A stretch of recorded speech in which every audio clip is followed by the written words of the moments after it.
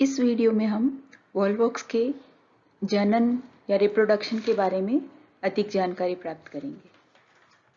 Volvox में sexual और asexual दोनों टाइप का रिप्रोडक्शन पाया जाता है। सिनोबियम में एक टाइम में एक ही टाइप का रिप्रोडक्शन पाया जाता है और जब भी फेवरेबल कंडीशन होगी तो फेवरेबल कंडीशन में एसेक्सुअल रिप्रोडक्शन होता है और अनफेवरेबल कंडीशन में सेक्सुअल रिप्रोडक्शन पाया जाता है किसी भी प्लांट में। अब हम बात करते हैं एसेक्सुअल रिप्रोडक्शन। जब भी प्लांट के लिए न्यूट्रिशन, टेम्परेचर, लाइट प्रॉपर होगी तो उस टाइम प्लांट असेक्सुअल रिप्रोडक्शन करता है और सिनोबिया के पोस्टीरियर साइड की 5 to 20 जो सेल्स हैं वो आकार में बड़ी होकर के बहुत आकार में बड़ी होकर के और स्फेरिकल शेप की हो जाती है, जिन्हें हम गोनिडियल सेल्स कहते हैं।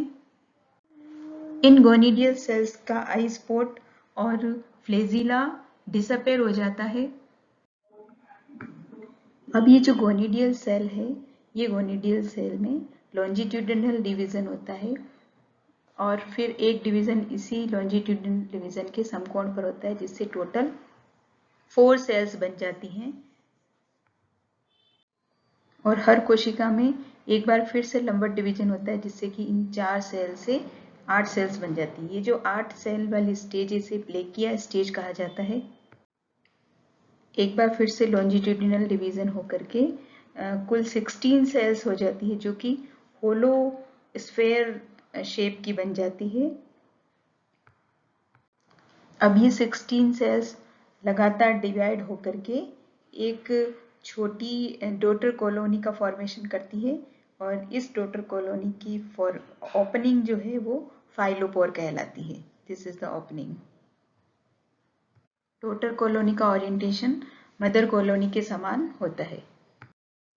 डॉटर कॉलोनी में सेल्स का विन्यास जो होता है वो मदर कॉलोनी से उल्टा होता है। मदर कॉलोनी में जो फ्लेजिला है वो आउटर साइड में होती है, जबकि डॉटर कॉलोनी जो बन रही है, इस डॉटर कॉलोनी में सेल्स की जो फ्लेजिला है वो अंदर की तरफ होती है और इस विन्यास को मदर कॉलोनी की तरह बनाने के लिए जो क्रिया होती है उसे हम इंसरेशन या अंतर्वलन की क्रिया बोलते हैं। इंसरेशन या अंतर्वलन की क्रिया में जो स्फेरिकल शेप है, इसके बीच में, गोले के बीच में यहाँ पर एक खांच बन जाती है और ये खांच ऊपर की तरफ जाती रहती है और धीरे धीरे ऊपर की तरफ जा करके इन पूरी सेल्स का विन्यास जो है वो बिल्कुल उल्टा हो जाता है। इट मीन्स यहाँ पर बाहर की तरफ सारी सेल्स की फ्लेजिला आ जाती है, जैसा कि मदर कॉलोनी में पाया जाता है।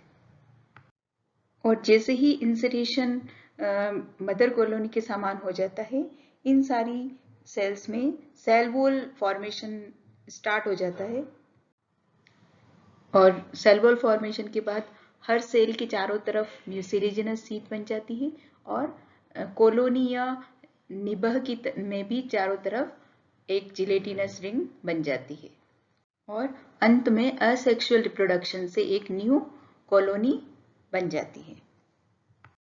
अब बात करते हैं सेक्सुअल रिप्रोडक्शन या लैंगिक जनन। लैंगिक जनन जब भी टेम्परेचर या लाइट बहुत कम होगी या ज़्यादा होगी प्लांट के लिए, या फिर न्यूट्रिशन की कमी हो जाएगी, तो उस कंडीशन में प्लांट में सेक्सुअल रिप्रोडक्शन पाया जाता है। वॉल्वॉक्स में सेक्सुअल रिप्रोडक्शन विषम युग्म की प्रकार का या ओगेमस टाइप का होता है। मेल रिप्रोडक्टिव पार्ट एंथ्रीडियम या एंड्रोगोनियम कहलाते हैं और फीमेल रिप्रोडक्टिव पार्ट ओगोनियम या गाइनोगोडियम कहलाते हैं। Development of antheridium. Antheridium formation में जो सिनोबिया है उसके पोस्टीरियर साइड की जो सेल्स होती हैं, जो कि गोनिडिया कहलाती है आकार में बड़ी होने के कारण, उन सेल से एंथ्रीडियम फॉर्मेशन होता है और इन गोनिडियल सेल्स के आई स्पॉट्स और फ्लेजिला डिसअपेयर हो जाएंगे और ये साइज में स्फेरिकल या गोल हो जाती है। इन्हें ही हम एंथ्रीडियम कहते हैं। अब ये जो एंथ्रीडिया है, जो कि आकार में बड़ी होकर के गोल हो गई है, इन एंथ्रीडिया का केंद्रक एंथर मदर सेल मेल और एंथ्रीडियल मदर सेल कहलाएगी। और एंथ्रीडियल मदर सेल के केंद्रक में बहुत सारा डिवीज़न होंगे, बहुत सारे डिवीज़न होंगे, लगभग 16 से लेकर के 512 तक प्रोटोप्लाज्मिक सेगमेंट्स बन जाते हैं, जिन्हें हम प्लेकिया स्टेज कहेंगे। और ये प्रोटोप्लाज्मिक सेगमेंट्स ही आगे जाकर के पोमुणुओं का फॉर्मेशन करते हैं। प्रत्येक एंथर एक तरकु के शेप का स्ट्रक्चर होता है, जिसमें कि 2 फ्लेजिला लगी रहती है और इसमें कुछ 1 या 2 कॉन्ट्रैक्टाइल वैक्यूल पाई जाती है, पायरेनोइड पाया जाता है और एक न्यूक्लियस पाया जाता है। जिस प्रकार एसेक्सुअल रिप्रोडक्शन में हमने देखा था कि अंतर्वलन का प्रोसेस होता है मदर कॉलोनी की तरह ही डॉटर कॉलोनी के ओरिएंटेशन के लिए, तो जब पुंधानी का निर्माण होता है उस समय भी इंसरेशन का प्रोसेस होता है, जिससे कि एंथीरोजोइड्स जो हैं उनके फ्लेजिला बाहर की तरफ, जैसा कि मदर कॉलोनी में पाया जाता है, वैसी इंसरेशन या वैसा ही उनका ओरिएंटेशन हो जाता है।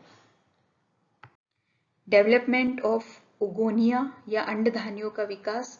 अंडधानियों का विकास भी सिनोबिया की जो पोस्टीरियर साइड के सेल्स हैं उन्हीं सेल से होता है, जो आकार में कई गुना बढ़ जाएंगी और गोलाकार या फ्लास्क शेप्ड का स्ट्रक्चर ले लेती है, जिन्हें हम गोनिडिया कहते हैं या उगोनिया कहते हैं। ये जो उगोनियल सेल्स हैं, इन उगोनियल सेल का जीव द्रव्य जो है वो ही एक तरीके से एग में कन्वर्ट हो जाता है, या हम कह सकते हैं मॉडिफाई हो जाता है एग में। उगोनियल सेल्स में न्यूक्लियस वेल डेवलप्ड होगा, क्लोरोप्लास्ट पाए जाएंगे, बहुत सारे पायरेनोइड्स प्रेजेंट होते हैं और बहुत अधिक मात्रा में स्टोरेज फूड मटेरियल पाया जाता है, इसी कारण उसका शेप बहुत बड़ा होता है। अब ये जो उगोनियल सेल्स बनी है या एग बना है, इस एग सेल के ऊपर की तरफ एक रिसेप्टिव स्पॉट बन जाता है, जिसे हम बीक लाइक स्ट्रक्चर बन जाता है, जिसे हम पेपिला भी कहते हैं या रिसेप्टिव स्पॉट कहते हैं। और जब ये उगोनियल सेल्स का एग मैच्योर हो जाएगा तो ये जो सेल वॉल है इसके कवर जो किया हुआ है, इस सेल वॉल यहाँ से डिजेनरेट हो जाती है, डीनेचर होकर के, नष्ट होकर के यहाँ से जो वाटर में तैरते हुए जो पुमणु होंगे वो पुमणु यहाँ रिसेप्टिव स्पॉट तक पहुँचते हैं और रिसेप्टिव स्पॉट से होकर के ये एग तक पहुँच करके फर्टिलाइजेशन का प्रोसेस यहाँ पर पूरा होता है, जिससे कि निषिक्तांड बनता है जो कि डिप्लॉयड इन नेचर होगा। oosphere या निषिक्तांड बनने में पहले प्लाज्मोगेमी होगी। प्लाज्मोगेमी मीन्स पहले पुमणु का और एग का प्लाज्मा आपस में मिलेगा और उसके बाद कैरियोगेमी होती है। कैरियोगेमी का मतलब है दोनों के केंद्रकों का, पुमणु का केंद्रक और एग आपस में का जो जेनेटिक मटेरियल है वो आपस में मिल रहे हैं, इसे हम कैरियोगेमी कहते हैं। oosphere या निषिक्तांड गोलाकार रेड कलर का स्ट्रक्चर होता है, जिसके चारों ओर कुछ जिसकी जो वॉल है वो 3 टाइप की होती है। एक्साइन जो कि सबसे बाहरी कवर होता है या जिसे हम एक्सोस्पोर कहते हैं, ये ऑर्नामेंटेड होती है। दूसरी जो सेकंड वॉल या मिड की जो वॉल है वो मेसोस्फीयर कहलाती है और सबसे अंदर की स्मूथ वॉल जो है वो एंडोस्फीयर कहलाती है। तो निषिक्तांड इस तरीके से 3 वॉल से कवर्ड रहता है। जब भी oosphere के लिए या निषिक्तांड जो बना है उसके लिए फेवरेबल कंडीशन आएगी, तब ये oosphere की जो आउटर वॉल है वो वाटर एब्जॉर्ब करके फूल जाती है और फूल करके जर्मिनेशन प्रोसेस शुरू हो जाता है और इसका जो जीव द्रव्य है वो जीव द्रव्य वेसिकल के रूप में बाहर आता है, गुहिका के रूप में बाहर आता है। और जो जीव द्रव्य है उसमें अर्धसूत्री विभाजन होगा, क्योंकि अभी ये डिप्लॉयड इन नेचर था, तो अब अर्धसूत्री विभाजन होकर के 4 केंद्रक बनेंगे और इस तरीके से 4 साइटोप्लाज्मिक सेगमेंट्स बन जाएंगे। इसमें से 3 नष्ट हो जाते हैं कवर, एक ही साइटोप्लाज्मिक सेगमेंट जो है वो डेवलप होता है, जो कि आगे मैच्योर होकर एक ज़ूस्पोर या चल बीजाणु का निर्माण करता है। और अब इस ज़ूस्पोर का साइटोप्लाज्म बार बार डिवाइड होकर के, जैसा कि अलैंगिक जनन में जो डॉटर कॉलोनी बनी थी वैसे ही फिर से डिवाइड होकर के एक नई डॉटर कॉलोनी बना लेता है। लाइफ साइकिल की अगर हम बात करें तो वॉलवॉक्स की लाइफ साइकिल हैप्लॉन्टिक प्रकार का इसकी लाइफ साइकिल पाई जाती है, क्योंकि जो वॉलवॉक्स है उसका थैलस अगुणित प्रकार का होता है और केवल इसकी जो डिप्लॉयड स्टेज है वो केवल निषिक्तांड के द्वारा ही शो होती है। तो इस प्रकार इसका जो लाइफ साइकिल है उसे हम हैप्लॉन्टिक लाइफ साइकिल या अगुणित प्रदान लाइफ साइकिल कहते हैं।